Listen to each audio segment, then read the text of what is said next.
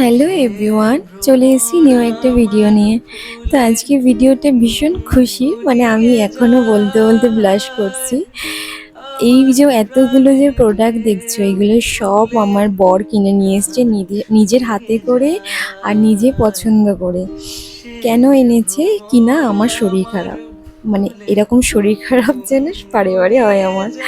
যাই হোক, যে ও এত শরীর খারাপ ছিল, মন ভালো ছিল না, মানে কিছুতেই ও আমার মন ভালো করতে পারছিল না। কি করবে কি করবে একদমই, এটা মানে আমি জানতামই না।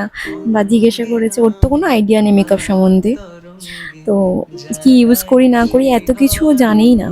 তো ও যেরকম যেটা এনেছে আমি সেটাতেই খুশি। মানে ওই যে এফার্টটা দিয়েছে ও, মানে ও কিরকম তো আমি জানি। ও তারপরও যে এই জিনিসগুলো করেছে তার জন্য আমি এত খুশি, মানে বলে বোঝাতে পারবো না সেদিন আমি এত খুশি হয়েছিলাম। প্রতিটা জিনিস দেখে দেখে নিয়ে এসছে, এইটা এইটা ওইটা সেটা। এখানে তো অর্ধেক জিনিস আমি মেকআপের সময় লাগেও না, এত জিনিস ইউজও করি না। সব দেখে দেখে কিনে নিয়ে এসছে। তারপর মুখের দিকে শুধু দেখছে, বলছে তুমি খুশি তো, তোমার পছন্দ হয়েছে তো, মানে এমন করে জিজ্ঞাসা করছে। আমি শুধু ভাবছি একটা মানুষ এত কিছু করে আবার জিজ্ঞাসা করছে একটু হাসির জন্য, একটু কথা বলার জন্য। যাই হোক, সেদিনকে খুব ইমোশনালও হয়ে গেছিলাম আমি। আর এই যে দেখো, ভিডিও করি বলে এটাও এনে দিয়েছে আমাকে।